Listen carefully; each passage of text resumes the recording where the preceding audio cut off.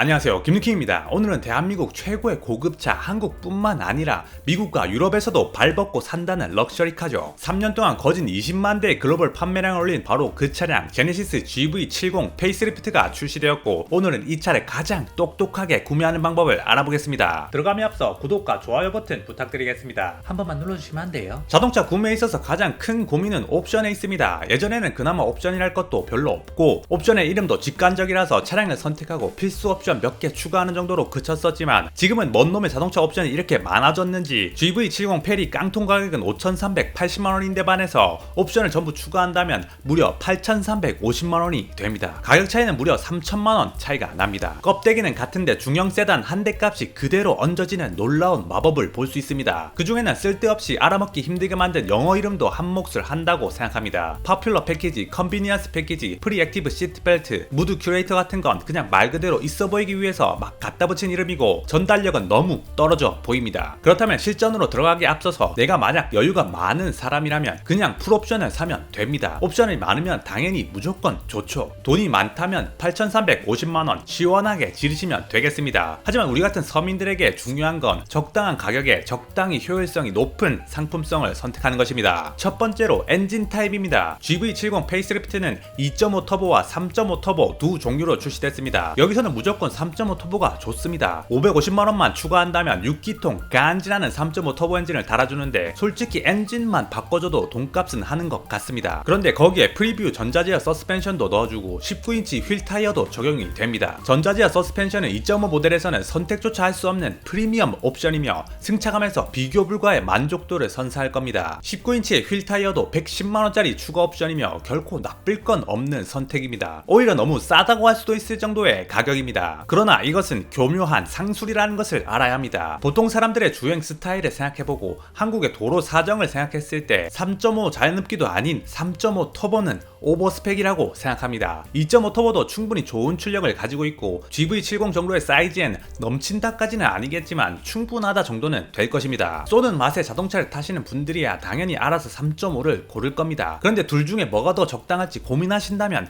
그냥 2.5 터보로 가는 것을 추천드립니다. 이 선택으로 가장 아쉬운 부분은 오히려 전자제어 서스펜션을 포기해야 한다는 것입니다. 하나를 얻으면 하나를 포기하는 법이죠. 기존 GV70도 승차감 부분에서는 그렇게 떨어지지 않았습니다. 내 궁뎅이를 조금 희생해서 500만원을 벌었다고 생각하면 되겠습니다. 다음은 구동 타입입니다. 기본 후륜 구동에 300만원을 추가한다면 AWD, 흔히 사륜 구동이라고 하는 옵션을 선택할 수 있죠. 사륜과 AWD는 단어 정리가 필요하나, 간단하게 AWD는 전자식으로 앞바퀴 뒷바퀴에 구동력을 배분해서 최적의 운행 환경을 만들어준다고 생각하면 되겠습니다. 단순히 험로 주파나 오프로드만을 위한 기능은 또 아닙니다. 현대 AWD, 에이스트랙 관련 설명을 본다면 보통의 상황에서는 1대9 정도의 비율로 후륜 구동에 많은 힘을 실어주고, 코너링 같은 상황에서는 30%, 40% 정도를 전륜에 할당해서 더 나은 그립력을 가지도록 조절되는 것입니다. 물론 이것은 눈이 오거나 미끄러운 노면 환경에서도 도움을 주며, SUV 하면 당연히 AWD는 선택해야 한다는 선입견도 존재합니다. 그러나 300만원 AWD가 무조건 좋을까요?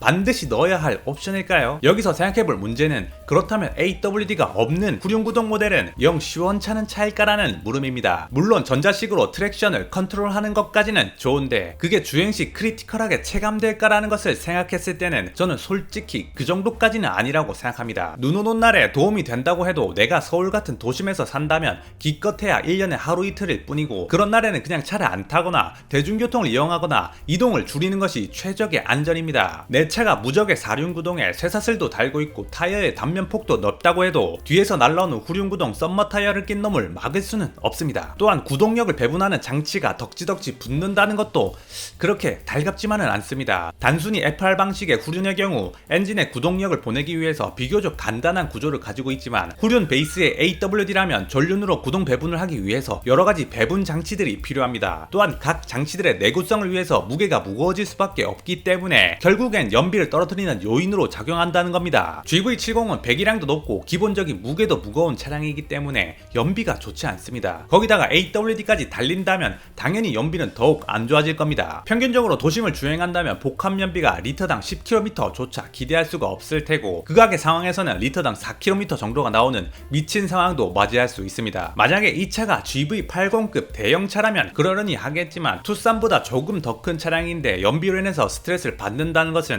분명한 단점입니다. 그래서 저라면 이 AWD를 빼고 진행할 것 같습니다. 자, 다음으로 우리의 지갑을 위협하는 녀석은 바로 스포츠 패키지입니다. 외관에서 간지나는 붉은색 캘리퍼를 달아주며 스포티에 미친 차쟁이들을 유혹하는 아주 쉽고 간단한 방법을 쓰고 있습니다. 가격은 무려 315만원입니다. 뿐만 아니라 이 LSD 전자식 차동 제한장치라는 일반 구매자들은 뭔 소린지도 모를 옵션을 추가해주고 휠 타이어와 브레이크를 업그레이드해주고 스포츠 플러스 모드를 지원해줍니다. 한마디로 정리한다면 쓸모없겠습니다. 이 LSD라고 어려운 말이 써져 있지만 이것도 트랙션 컨트롤에 관한 기능이며 코너링 시에 좌우 바퀴에 적절한 토크를 배분해서 안정적으로 코너링을 돕는 기술입니다. 이러한 기능 설명을 듣고 있자면 당연히 좋아 보이고 엄청나게 진보적인 기능처럼 생각이 됩니다. 그런데 이럴 때일수록 우리의 차량 운행 방식을 떠올려야 합니다. 우리가 운전할 때 차체의 트랙션을 잃을 만큼의 강한 코너링을 할 확률이 얼마나 있을까요? 부가적인 트랙션 컨트롤이 거의 필요가 없습니다. 와인딩을 잡아 돌릴 일도 솔직히 거의 없습니다. 까놓고 보더라도 이 LSD가 있고 없고를 내 궁뎅이로 인지할 수 있는 분들도 솔직히 거의 없을 겁니다. 옵션의 이름만큼 스포티함을 즐기는 분들이나 필요한 기능입니다. 자, 그렇다면 스포츠 패키지 315만원을 아꼈습니다. 다음으로는 컬러입니다. 현대차가 옵션에서 참 못된 것 같으면서도 은근히 잘해주는 것 같기도 한 부분은 바로 이런 곳에서 나옵니다. 컬러가 8개나 되는데 전부 무료 변경입니다. 이 부분은 확실히 칭찬해줄 부분이라고 생각합니다. 무광 컬러 변경도 고작 70만원이면 충분합니다. 물론 무광은 당장은 멋있을 수 있지만 관리에 있어서 불편한 부분이 많아서 추천하지는 않습니다. 제네시스 차량 설명에도 무광 색상은 자동 세차나 스팀 세차를 권장하지 않는다고 나와 있습니다. 잘못 관리하면 그냥 헌옷처럼 누더기 같은 외관이 되기 때문에 매번 디테일링을 할 게 아니라면 그냥 유광 컬러를 선택하는 것이 바람직할 것입니다. 다음은 휠 타이어입니다. 18인치가 기본이고 19인치 110만원, 21인치 330만원입니다. 진짜 개비싸다고 할 수 있습니다. 휠 인치가 높아질수록 승차감과 연비가 나빠지기 때문에 전자제어 서스펜션도 포기하고 AWD도 포기한 마당에 휠 인치업을 한다는 것은 앞뒤가 안 맞는 경우겠죠. 든든한 영원 옵션을 빠르게 선택하고 넘어가겠습니다. 다음으로 내장 디자인과 컬러입니다. 실내 인테리어죠. 이 부분이 솔직히 제일 어려운 부분 중에 하나였습니다. 0원짜리 스탠다드 디자인과 시그니처의 차이는 무려 170만원이나 나지만 이게 인조 가죽과 천연 가죽의 차이이기 때문에 솔직히 아까운 것은 아니라고 생각합니다. 시그니처 2의 경우 300만원이나 더 들지만 나파 가죽 시트에 스웨이드 내장재가 포함되기 때문에 또한 돈값을 하는 옵션이라고 생각합니다. 그래도 300만원은 솔직히 지금까지 아낀 지갑이 다 털릴 정도의 개오바이기 때문에 제쳐두고 170만원짜리 천연 가죽 정도를 고민했었습니다. 그리고 최종 선택은 그냥 0원짜리 든든한 블랙 베이지 투톤을 선택하겠습니다. 아니, 할 것처럼 해놓고 웬 지랄이에요? 여러분, 170만원은 적은 돈이 아닙니다. 5천만원짜리 자동차라서 100만원, 200만원이 추가되는 게 뭐 아무렇지 않게 생각될지도 모르겠지만 이건 5천원에서 5,100원, 5,200원이 되는 게 아닌 5,200만원이 되는 겁니다. 아주 큰 돈입니다. 처음 말씀드렸지만 내가 만약 부자라면 옵션 넣을 거 다 넣으시고 뽑으시면 되겠지만 그게 아니라면 지금 170만원을 세이브 하시기 바랍니다. 다음으로 우리 지갑을 위협하는 녀석이 또 나옵니다. 파퓰러 패키지라고 하는 인기 옵션 묶음이라고 생각하면 될 것 같습니다. 개인적인 생각으로는 그냥 끼워 팔기 하는 것 같은데 볼 필요도 없이 바로 넘어가겠습니다. 드디어 대망의 하이라이트에 도달했습니다. 자동차 옵션의 정수, 우리 지갑을 위협하는 가장 위험한 던전이라고도 할 수 있는 곳입니다. 여기서 웃긴 건 이 페이지에서 볼 수 있는 외래어가 아닌 한글을 찾아본다면 2열 컴포트 패키지에 존재하는 2열이란 한글말이 있습니다. 그 다음은 차량 보호 정도가 있겠네요. 그리고 마지막으로는 공기 정도가 있겠습니다. 나머지는 전부 영어 발음을 이용한 옵션 이름입니다. 한글을 빙자한 영어들이 버튼 하나 누르면 100만원, 200만원 그냥 올라가기 때문에 쉽지 않은 던전이 될 것 같습니다. 첫 번째 나오는 녀석은 파노라마 선루프. 아, 좋습니다. 탁 트인 개방감에 140만원만 태운다면 내 눈에 자유를 경험하게 해주고 설명대로라면 드라이브의 즐거움까지 더해준다고 합니다. 하지만 전 그런 건 필요 없고 내 돈 140만원이 더 중요할 것 같습니다. 두 번째로 헤드업 디스플레이입니다. 지금 제 차에도 있는 옵션이고 아주 잘 사용하고 있는 옵션입니다. 이젠 이 헤드업 디스플레이가 없는 차를 탄다면 아주 불편하고 답답합니다. 우리나라처럼 카메라가 미친듯이 많은 곳에서는 시선을 내리깔지 않고 차량의 속도를 확인할 수 있기 때문에 확실히 편하고 돈값도 하는 옵션입니다. 하지만 130만원입니다. 눈 잠깐 편하자고 130만원? 말도 안 되는 가격입니다. 차라리 130만원짜리 핸드폰을 사세요. 훨씬 기능이 더 많이 들어있을 것입니다. 다음은 컨비니언스 패키지입니다. 현대차 옵션창에서 패키지라는 단어를 보셨다면 그냥 졸라 비싼 놈이구나 생각하면 될 겁니다. 260만원짜리 옵션이고 앞열에 에르고 모션 시트가 장착됩니다. 에르고 모션 시트는 공기 주머니처럼 특정 부분의 부피를 조절해서 편하고 안락한 착좌감을 만들어내는 기능입니다. 그리고 동승석 메모리 시트가 포함이 됩니다. 솔직히 메모리 시트는 기본으로 넣어줘야 하는 거 아닌가 싶은데 지금 투싼 사는 것도 아니고 5천만원짜리 넘는 차를 사는데 이 정도는 솔직히 기본으로 좀 넣어줬으면 좋겠습니다. 또한 무드 큐레이터라고 하는 옵션도 포함되어 있습니다. 향기와 연동해서 무드를 만들어내는 기능 같은데 차라리 차량용 방향제 고급 제품으로 사십시오. 10만원도 안 할 겁니다. 그뿐만이 아니라 암레스트, 자외선, 살균 기능까지 포함되어 있습니다. 사진으로 보이는 핸드폰 찾기와 같은 것을 살균해주는 기능인데 핸드폰 찾기 시계는 살균보다 주기적으로 닦아주는 게 더 좋을 겁니다. 마지막으로 디지털 센터 미러까지 포함이 됩니다. 근데 이거 생각보다 불편합니다. 물리적으로 보이는 거울이 최고입니다. 전자식으로 된다고 모든 게 좋은 것은 아닙니다. 사이드 미러도 마찬가지고 룸미러도 마찬가지입니다. 내 차가 슈퍼카라서 후방이 안 보이는 게 아니라면 무조건 거울 룸미러가 좋습니다. 그렇다면 이렇게 260만원을 세이브하고 넘어가겠습니다. 지금까지는 잡몹이라고도 할 수 있었습니다. 진짜 제대로 된 옵션이라고 할 수 있는 드라이빙 어시스턴트 패키지가 나왔습니다. 이놈도 버튼 하나에 200만원이 올라가는 아주 무서운 옵션입니다. 1번이 195만원이고 2번이 200만원입니다. 둘 다 추가하면 바로 400만원이 추가되는 것입니다. 드라이빙 어시스턴트 1번의 주요 기능은 역시 서라운드 뷰와 후측방 모니터에 있습니다. 솔직히 룸미러, 사이드미러를 보면 되는 건데 카메라를 달아주고 200만원을 받아먹고 있습니다. 물론 있으면 요긴하게 잘 쓰긴 쓰겠지만 이게 200만원의 가치인가를 생각했을 때는 잘 모르겠습니다. 여기서 가장 중요한 건 드라이빙 어시스턴트 2번입니다. 이게 진짜 알짜 패키지라고 할 수 있습니다. 전방 충돌 방지 보조는 흔하게 발생하는 사고 상황에서 아주 요긴하게 사용되는 안전 옵션입니다. 그리고 후측방 충돌 방지 보조에 액티브 시트 벨트와 같은 상당히 괜찮은 안전 옵션이 포함되어 있습니다.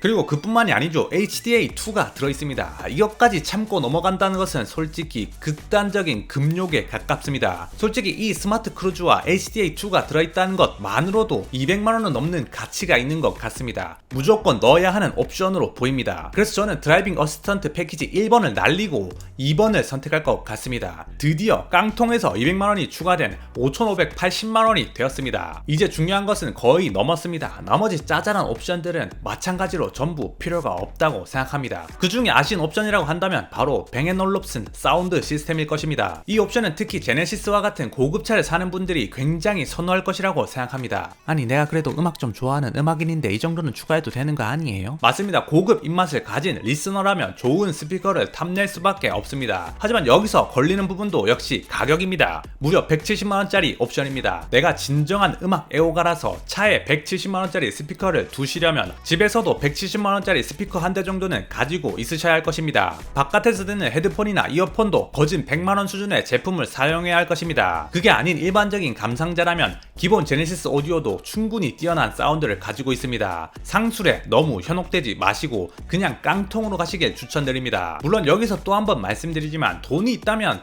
다 추가하시고 타시면 됩니다. 나의 한 달 수입에서 170만원이 어느 정도의 가치를 하는지 잘 생각해보면 답이 나올 겁니다. 최종적으로 나만의 GV70이 한 대 뽑혔습니다. 가격은 5,580만원입니다. 풀 옵션 가격이 8,350만원 수준인데 무려 2,770만원이나 아꼈습니다. GV70은 분명 명차입니다. 고급스럽고 부족한 부분도 거의 없는 뛰어난 차량이라고 생각합니다. 그러나 GV70은 솔직히 5천만원대 중반대가 가장 적당한 가격이 아닐까 싶습니다. 그 이상 비싸지는 것은 심리적인 한계를 넘는 것 같습니다. 제가 고른 옵션은 거의 깡통 수준이지만 제 생각에 가장 합리적인 GV70 옵션이지 않나 생각합니다. 이 옵션표에 분노를 표출하고 싶으시다면 많은 댓글 부탁드리겠습니다. 감사합니다. 김누킴이었습니다.